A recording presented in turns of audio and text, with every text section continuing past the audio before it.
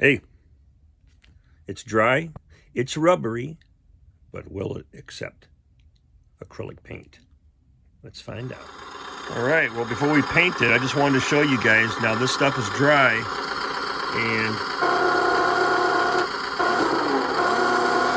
we got flexibility. Not too many issues with the cover, so I'm pretty happy with that.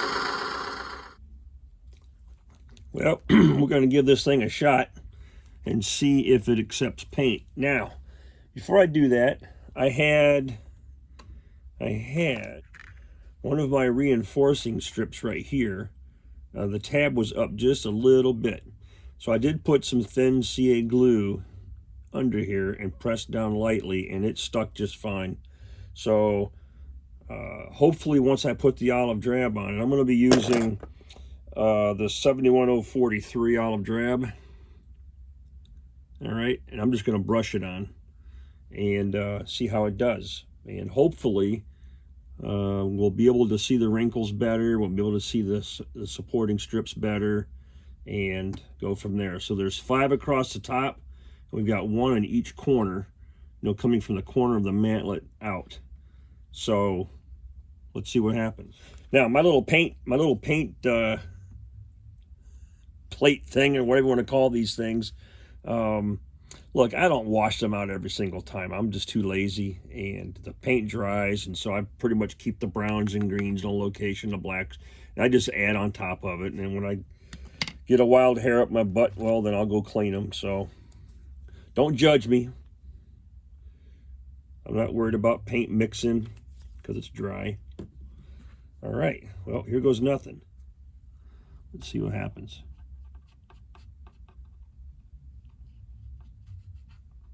Now, that's interesting.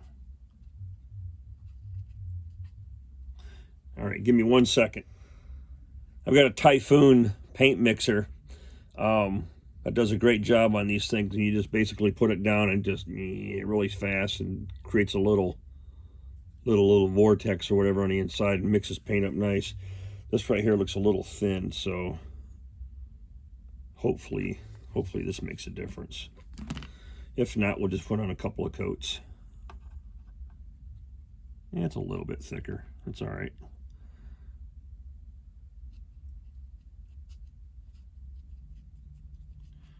And this, once I get a couple of coats on, really should dry brush kind of real nice with like maybe a tan color or, just something a little bit lighter.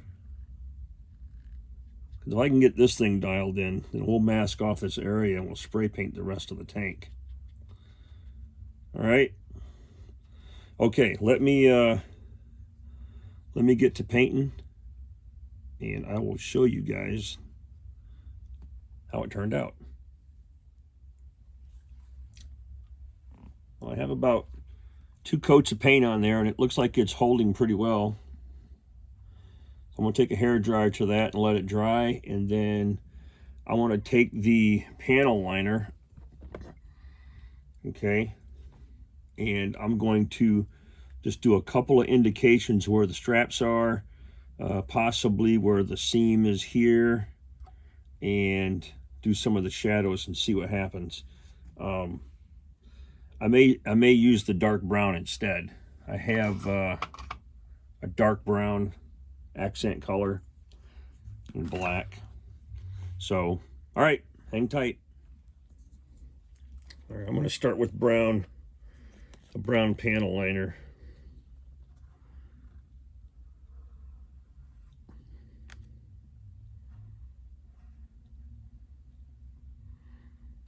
I'm just going to get us some highlights in here, I guess, or some shadows. Okay, there's the one strap. That seems to be helping.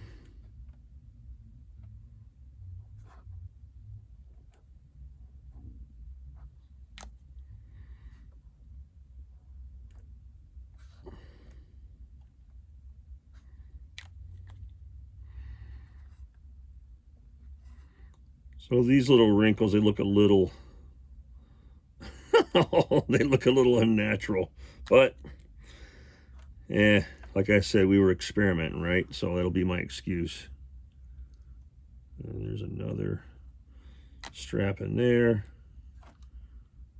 And some shadows.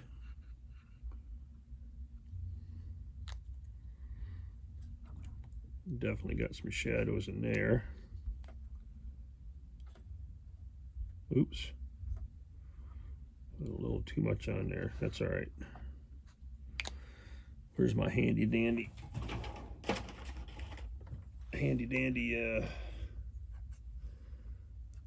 Q-tip?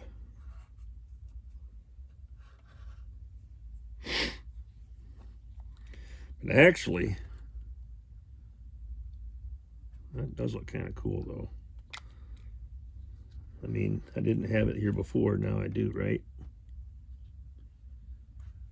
All right, so we're just gonna go around the perimeter.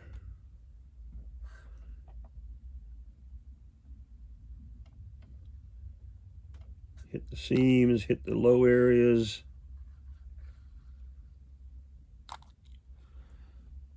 Places where shadows would live.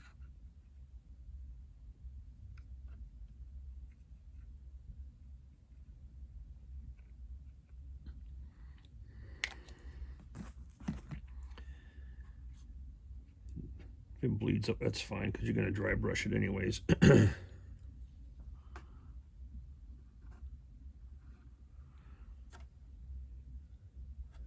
If you remember, I put a small strip around the edge of this because on the real one, it looks like the fabric rolls under some type of a strap that kind of, you know, goes under it.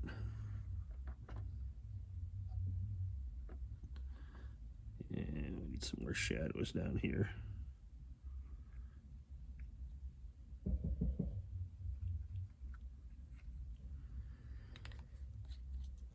I don't know about you, but that looks cool.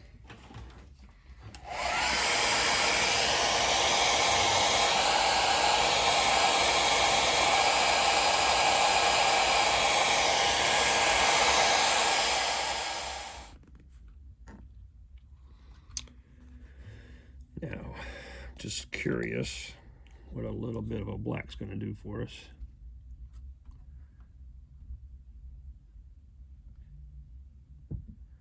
In theory, it should give us some depth, right? That didn't work.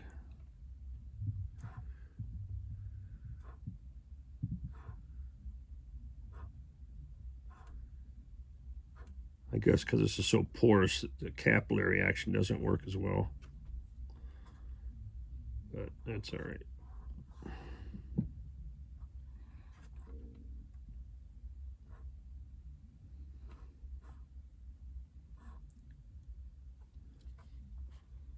How's that? You can definitely see them now. And there's another little support strap hiding right there. I say support, but it's reinforcement, right? Now, I freaking love this stuff, by the way. You know, when this whole model's painted, I will definitely do all the panel lines with this black. I just want to give this a little depth.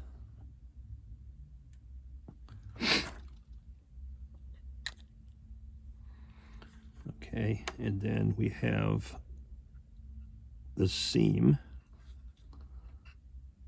of the side part of the panel.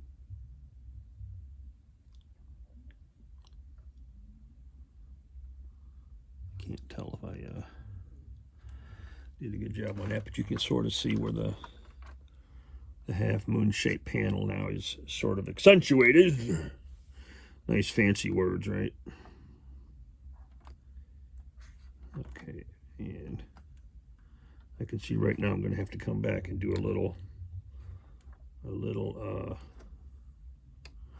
super glue action. Some CA glue. Yep, just keep the Q-tip handy.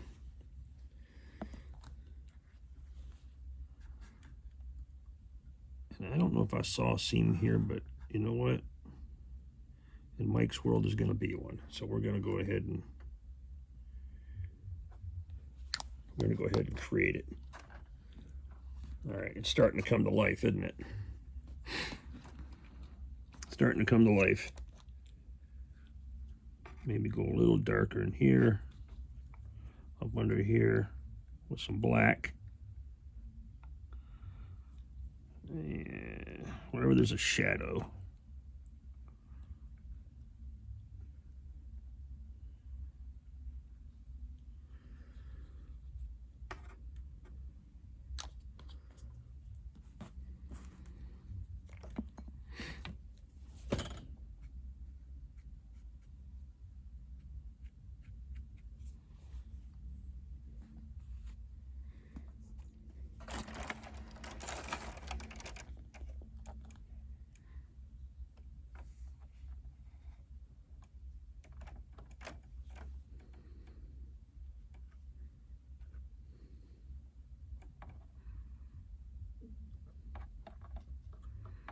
Definitely darken this up underneath here.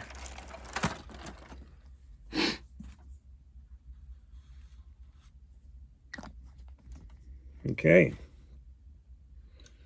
I tell you what, man, it's not looking half bad for the first time I've ever done this. And it still flexes, so that's good. All right. Well, that's not too bad. It's a good 10-footer. I've got an M60A3 coming.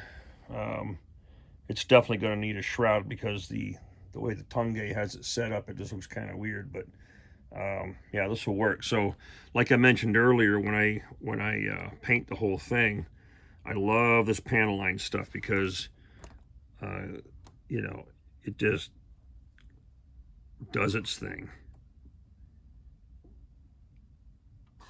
And this will all be hidden, obviously, but you know, it really brings out the shadows. Sorry about my camera work because my hands are kind of full or whatever. But then take your finger, rub it in the direction of the rainfall, let it go.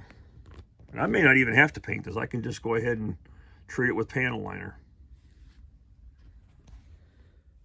While I'm waiting for the mantlet to dry, I may as well make myself useful.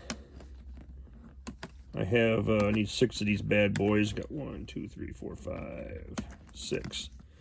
There are 2 extras left in this kit. And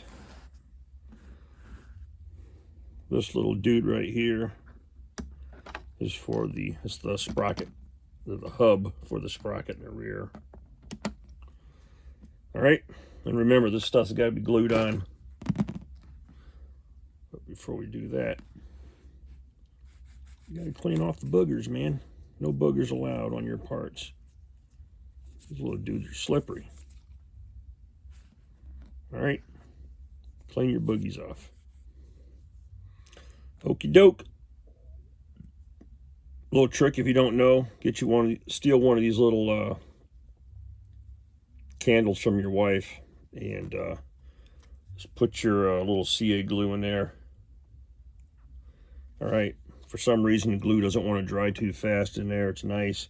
And then after it's dry, you can just pluck the edge and peel off all the hard stuff. But in my case here, I'm not putting much on there. It's just enough to hold the unit on. And again, if you're planning on, yeah, it's wet, okay. If you're planning on accessing these wheels later, then you might want to use a different adhesive. But you definitely got to have adhesive on these because there's so much, so much slop in the parts the way they fit. Just give it a little twist and then hold it. But yeah, I'm going to run this 1 or 2 times. It's going to sit on the shelf for most of its life. Unfortunately, the poor thing, it wants to play, and I'm not playing with it.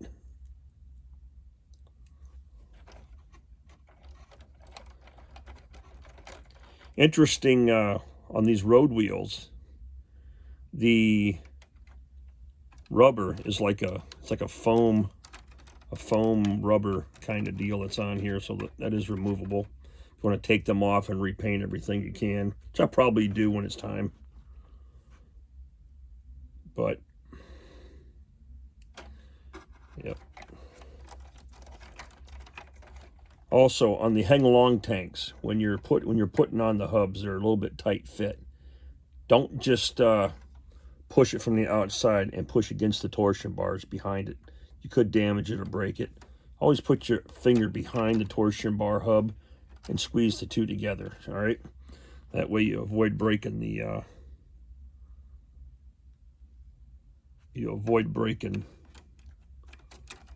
torsion bar by accident, because some of them are plastic. That way you're putting, you know, pressure on both sides.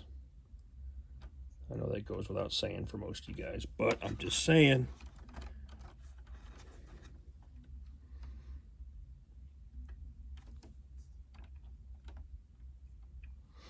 Yeah, I'm not putting a ton on here because I want to be able to, if I have to pry these off later, I will. But I don't think I will.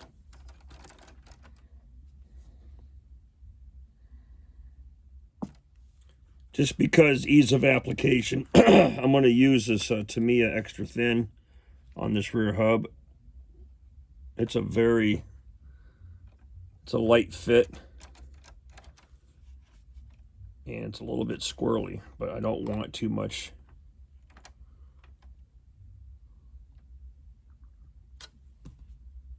of this stuff on there, the CA glue. So I'll let that sit for a minute, and then we'll rotate the tank and do the, well, actually the other side's already done. What am I talking about?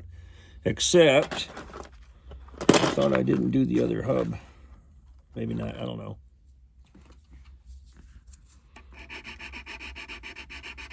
Remember the dimples?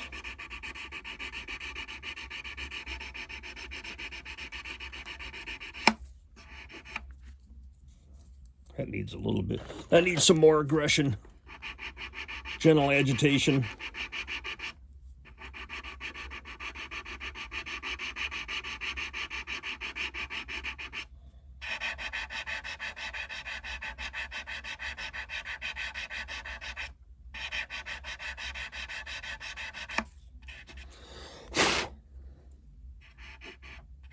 That's better.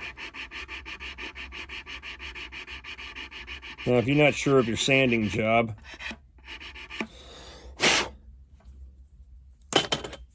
get your paint. What do I do with my paintbrush? I need my paintbrush.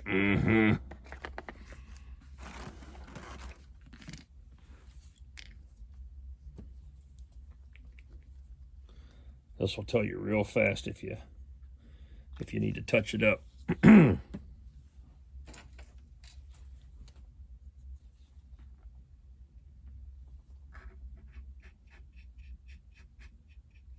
Most of the time you can use like a gray. Just put any kind of flat paint on there. You need to seal that putty up anyways, so this can act as a primer. But you can see very quickly that there are some raised spots here and a little dimple right there that I need to take care of. So maybe a thick layer of paint will take care of that, maybe not. But flat paint is your friend looking for flaws. All right, folks, I think that's it for today. All right, I think we accomplished a couple of things. I'm pretty satisfied. We got some good, you know, some details popping out of there, and all we used was freaking Band-Aid material, puffy paint, and a little ingenuity. I'm going to be gone for the next probably 4 or 5 days, so you won't see a video for at least until next weekend. But thanks for watching. Thanks for hanging out. And yeah, one of you guys try this on yours and let me know how it turns out. I'm actually surprised at how decent this looks. I mean, the wrinkles are kind of hokey, but man, that's all right. Like I always say, it's a good 10-footer.